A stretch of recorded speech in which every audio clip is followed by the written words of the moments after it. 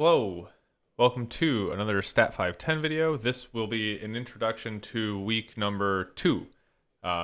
So we will head to the website here, click week 2. I'm just going to quickly talk through what we're going to do this week.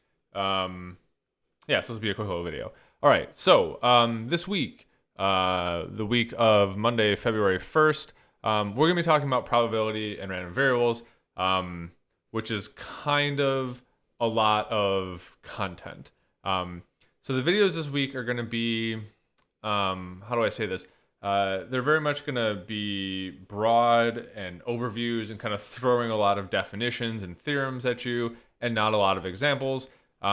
Because largely, I think it's safe to say everything we see this week, you should have seen before in a previous course. So this is kind of a refresher. So we're gonna, since we don't have to teach you these things technically, we can throw a lot more of them out there at once because you should have a lot of familiarity with them.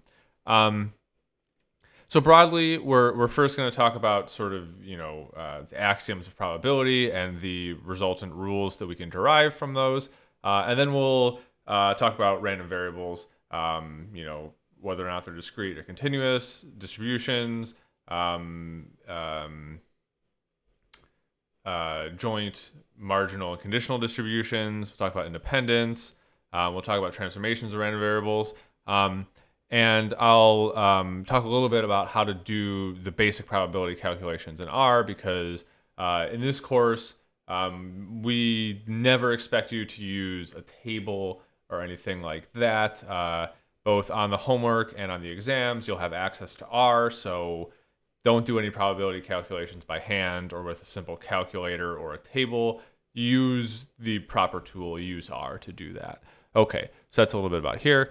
So kind of a lot of reading for the week. But again, as always, the readings from Wasserman are the required readings.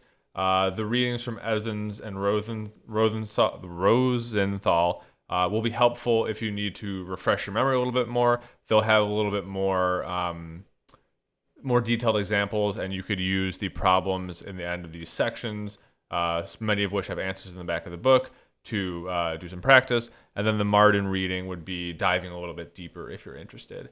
Probably not a bad idea to at least skim that reading. Video, obviously I'm doing it right now, so it's not on the website yet, but this is where it'll be. I'm thinking it's going to be like 3 to 5 videos this week, so nothing too long. Homework 1 has been released. It looks something like this. Again, there's 11 problems here, but so you can obtain 11 out of 10. But a reminder, as confusing as this is, that's not extra credit. It's something called a buffer point. So you want them. Basically, it helps your homework score only, and it only helps to get it up to 100%. So basically, if you sort of like maintain values above 10 throughout the semester, you could say slip and get like 8s and 9s on some of them and still get 100. You can't get over 100 though. So you kind of want to build up some buffer and just make sure you're always keeping your homework topped off at 100%. And then another thing that's sort of new this week is office hours. 7 p.m. Champagne time on Monday, Wednesday, Thursday, and Friday. So hopefully between the 4 different days and a time that works well for, a time that does work in both all of the US and seemingly most of East Asia. Again, if someone is in the, say, Europe or Africa regions, maybe shoot us a message and we'll move one of these, to like a morning time in the US or something, because that would, I think, cover things pretty well. But for now, because the 2 regions people tend to sort of populate in this class are Champagne and East Asia, we're going to run with these times. And don't forget, you can always post on Piazza. You just might not get as immediate of a response and not as detailed a response. So we'd really like to see you all in office hours. There's a growing number of students in this class, I've found, as the registration continues into the first and second week. But there's a manageable number of students. So with this number of office hours and the number of students we have, you should be able to get all of your questions answered, or at least I hope. And if not, let us know. And then here's just a bunch of additional information that could be really useful. This website I have linked to a million times. It's a really good resource on probability calculations in R, just the basics, but pretty straightforward. A little bit more detail here, again, about probability in R. This link here will talk about transformations of random variables, in particular the mechanics of doing so. So one of the problems with this week is that there's just so much stuff to talk about. I can't do like detailed examples and talk about the mechanics of all of the problems. That's sort of for you to sort of like find where your weak points are on the homework. So for example, like I'm not going to go into detail in the video on how to do transformations of random variables, all the different ways you can do that, because that would be 2 to 3 weeks of a class maybe if we really wanted to talk about all those details.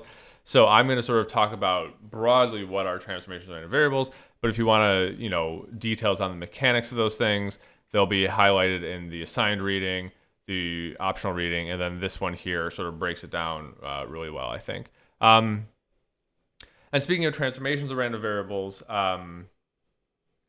oftentimes, when we start talking about big named known distributions, you'll find that those distributions are all related.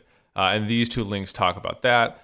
This paper is sort of classic. It has this, I don't know if I want to call this an infographic or a poster, but it shows you how all the different distributions are potentially related to each other. And so I post this not to say like, hey, you need to know all this information. Look at that. It's incredible how much information is jam-packed in here.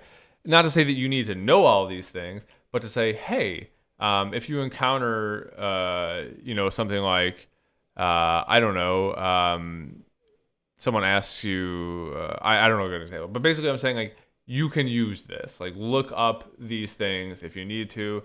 So like if someone says like, hey, what's the distribution of say some transformation of a normal random variable? Like maybe, I guess the other thing to say is in addition to this page, I linked this Wikipedia page about the same topic. But something I want to say in general is that, actually let's open this up and see if I can really quickly get to, so here it lists a bunch of relationships between random variables, right? So for example, binomial, Bernoulli is a specific case of binomial and things like that, right?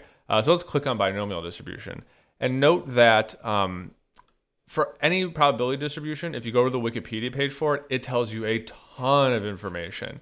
And I think it's almost a good habit to get into to look at these pages when you're looking up stuff about a distribution. So it'll tell you the parameters of the distribution, the support, the PMF, the CDF, the mean, the median, mode, variance, skewness, a bunch of other stuff. And then it'll often tell you, there'll be a lot of information here as well.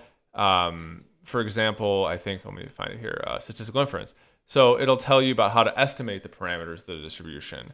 Here's how to make some confidence intervals about the distribution. So I guess what I'm trying to get at here is that at this point, because we assume you've seen probability and statistics before, and you've had like let's say a year-long sequence of probability and statistics, we don't expect you to, unless we ask you specifically to, we don't necessarily expect you to rederive every possible thing. So if I ask you for the variance of a binomial distribution, you don't need to go through that calculation. You can just look it up. Oh, I realize that I'm not on the screen. It's like here. So, the internet is your friend. Well, I don't want to say that. Good resources are your friend. You shouldn't avoid them. Just look things up when you can. I have no problem with that. Okay. So yeah, I think that's all I want to say for the welcome video this week. So again, the big things to be aware of are there is now a homework outstanding. If you haven't already, please sign up for Gradescope. The information about how to use the access code can be found in the syllabus. And then don't forget about office hours. We would love to see you there. For the first week, even if you don't have questions, maybe just stop by and introduce yourself. Yeah, I think that's it. So a remarkably short video for me. So if you made it to the end, good job, and I'll see you in the next one.